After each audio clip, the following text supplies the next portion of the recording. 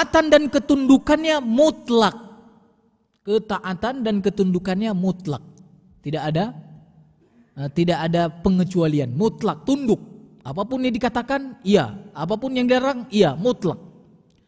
Dan yang ketiga, mereka bukanlah Tuhan-Tuhan selain Allah. Nah, ini harus dipahami. Karena ada orang menganggap, ya, orang-orang yang akidahnya rusak menganggap malaikat-malaikat itu adalah anak-anaknya Allah katanya. Nah, ini tidak. Jadi kita harus meyakini bahwa mereka bukan Tuhan-Tuhan selain Allah. Dan kemudian apa? Mereka tidaklah memiliki anak dan keturunan. Mereka tidak memiliki anak dan tidak memiliki keturunan. Beda dengan kita, Pak, ya. Anaknya banyak, keturunannya banyak, ya.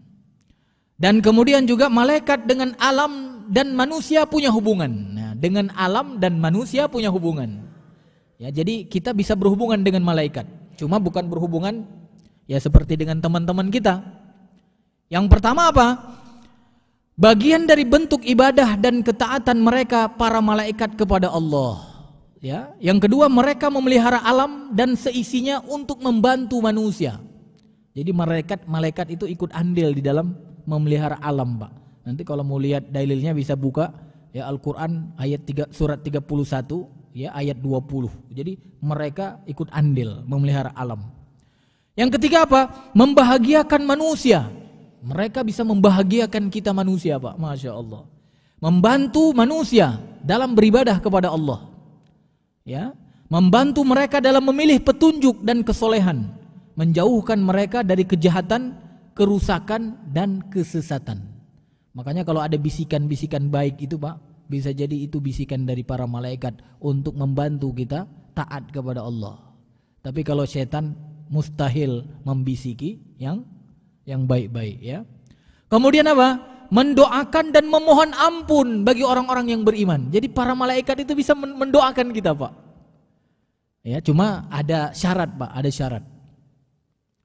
Ada amalan-amalan yang kalau kita kerjakan maka para malaikat itu akan mendoakan kita. Ya, perlu diketahui ini. Nanti buat kajian khusus amalan-amalan yang membuat malaikat mau doain kita. Gitu ya. Pernah dibuat kajian itu belum? Belum, Pak, ya? Jadi kita belum tahu amalan apa saja yang membuat malaikat itu mendoakan kita, mensupport kita. Belum tahu ya, Pak, ya? Cuma di antara bocorannya apa? Bocorannya adalah ya dalam sebuah hadis disebutkan kalau orang sholat berjamaah di masjid, kemudian setelah dia sholat dia tidak bangun, dia tidak pindah, dia duduk di tempatnya berzikir kepada Allah. Dan kemudian dia tidak berhadas. Dia tidak berhadas. Maka malaikat mendoakan dia, Pak. Mendoakan, ya Allah jadikan dia orang yang bertaubat. Ya Allah rahmati dia. Ya Allah ampuni dia. Nah, ini doa malaikat, Pak. Masya Allah. Artinya ada amalan kan? Amalannya apa? Setelah sholat, duduk di tempat dan kemudian berzikir dalam keadaan tidak berhadas. Ya, disebutkan juga ya tidak mengganggu yang lain gitu. Nah, maka selama itu didoakan terus oleh para malaikat. Masya Allah, Pak. Itu hubungan para malaikat dengan manusia. Nah, amalan-amalan yang lain nanti ya dicari sendiri, Pak, ya. Atau nanti suatu saat kita buat kajian amalan-amalan apa saja yang membuat malaikat itu mendoakan dan memohon ampunan kepada kita. Nah, yang selanjutnya apa? Para malaikat itu mensupport hamba-hamba Allah manusia itu untuk taat kepadanya, mencintai zikir, menghadiri sholat dan bacaan Quran mereka. Masya Allah, Pak. Jadi ketika kita sholat hadir malaikat, Pak. Makanya ada kan hadis kalau makmum itu ketika amin itu kan, ya kan imam misalnya membaca ghairil maghdubi alaihim waladdallin, kata imam kan. Habis itu imam baca apa? Amin. Kita pun baca amin. Maka kata Rasulullah, kalau aminnya kita berbarengan dengan amin imam dan malaikat, ghufira lahu ma taqaddama min dzambi, akan diampuni semua dosa kita yang kecil-kecil itu, Pak. Masya Allah. Ya makanya kalau amin itu, apalagi adik-adik, jangan amin sendiri ya dek ya. Biasanya kalau adik-adik ya amin imam belum selesai, dia apa namanya, lebih panjang apa lebih pendek biasanya anak-anak? Lebih panjang gitu. Atau kadang sebelum imam amin masih ghairil maghdubi alaihim, masih him, udah anak-anak apa? Amin di belakangnya. Berarti anak-anak itu tidak sesuai dengan aminnya imam dan aminnya malaikat. Karena malaikat itu pasti aminnya sama dengan imam. Kita harus tunggu imam baca amin baru kita amin. Tidak boleh mendahului imam. Ya, atau terlalu jauh dengan imam. Imam baca sendiri amin baru belakang amin. Nah, ini enggak bareng-bareng, Pak. Makanya kita ketika sholat itu harus khusyuk, Pak. Ya, Al-Fatihah apalagi, ya, Al-Fatihah Bismillahirrahmanirrahim, khusyuk banget dengar untuk ngejar amin itu. Begitu imam amin, amin bareng imam. Bahkan juga ada, Pak, ketika seseorang itu mendengar imam membaca Sami Allahu liman hamidah, maka apa kata makmum? Kalau makmum di Masjid An-Nikmah ini baca apa, Pak? Misalnya imam baca Sami Allahu liman hamidah, langsung baca Rabbana lakal hamdu atau baca dulu Sami Allahu liman hamidah? Langsung Rabbana lakal hamdu. Masya Allah, berarti Masjid An-Nikmah ini luar biasa. Biasanya saya kalau sholat di masjid lain, ya sering terdengar dari makmum itu ya baca juga sendiri Sami Allahu liman hamidah. Benar gak? Ya kan? Sami Allahu liman hamidah imam, dia tidak langsung Rabbana lakal hamdu, tapi apa? Dia mengulangi lagi Sami Allahu liman hamidah sendiri kan? Benar gak? Nah, ini rugi, Pak, rugi.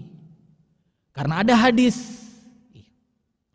Kata Rasulullah SAW, barang siapa yang mendengar imam mengatakan Sami Allahu liman hamidah dan kemudian mengatakan Rabbana lakal hamdu, dan Rabbana lakal hamdunya itu bareng dengan Rabbana lakal hamdunya para malaikat, maka apa yang terjadi?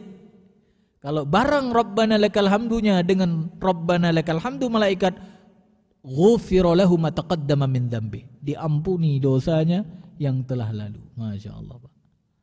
Nah, jadi pas Sami Allahu liman hamidah itu juga harus pas, Pak. Ya. Nah, ini saya ingin memastikan apa? Malaikat itu mensupport hamba-hamba Allah Ta'ala untuk taat kepadanya, mencintai zikir, menghadiri sholat bersama manusia. Ikut bareng, Pak. Dan kemudian apa? Bacaan Al-Quran mereka juga diikuti, Pak. Makanya, Pak, kalau baca Quran kalau bisa bersiwak, Pak. Bersiwak.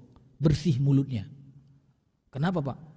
Bahkan disebutkan sampai dicium sama malaikat mulut orang yang sedang baca Quran, Pak. Masya Allah. Ini kalau bau-bau mulutnya, kasihan malaikatnya, Pak. Ya, ya bukan nggak boleh gitu kan, bukan nggak boleh, boleh. Cuma kasihan malaikatnya nanti, Pak ya. Apalagi malaikat yang turun di malam Qadar, Pak ya. Nanti setelah kajian nih mau lanjut baca Quran sejus gitu ya. Nah, Bapak baca Quran di situ. Dan kemudian apa? Malaikat akan ikut mendengar bacaan Bapak. Masya Allah, Masya Allah. Ya, bahkan sampai didekatkan mulutnya kepada mulut orang yang baca Quran itu. Masya Allah. Taib, itu diantara hubungan para malaikat dengan alam dan manusia. Ya, para malaikat juga bersalawat kepada Nabi Muhammad SAW. Ya, seperti ya kita sering dengar ya. Ya, firman Allah Subhanahu Wa Taala, Innallaha wa malaikatahu yusalluna 'alan nabi ya ayyuhalladzina amanu sallu 'alaihi wa sallimu taslima. Para malaikat Allah Taala berselawat kepada Nabi Muhammad sallallahu alaihi wasallam. Artinya mendoakan senantiasa Nabi Muhammad sallallahu alaihi wasallam. Bahkan disebutkan dalam hadis yang diriwayatkan oleh Imam Bukhari dan Muslim, para malaikat selalu memberikan selawat atau mendoakan kepada salah seorang dari kalian selama ia masih di tempat ia sholat, ini yang saya sebutkan tadi, dan belum berhadas. Malaikat berkata, ya Allah ampuni dia, ya Allah rahmati dia. Jadi bukan untuk Nabi Muhammad saja dia bersalawat, dia doakan, tapi juga untuk kita sebagai hamba Allah yang sholat tadi dan kemudian tidak berhadas, kemudian berzikir di tempat sholat kita.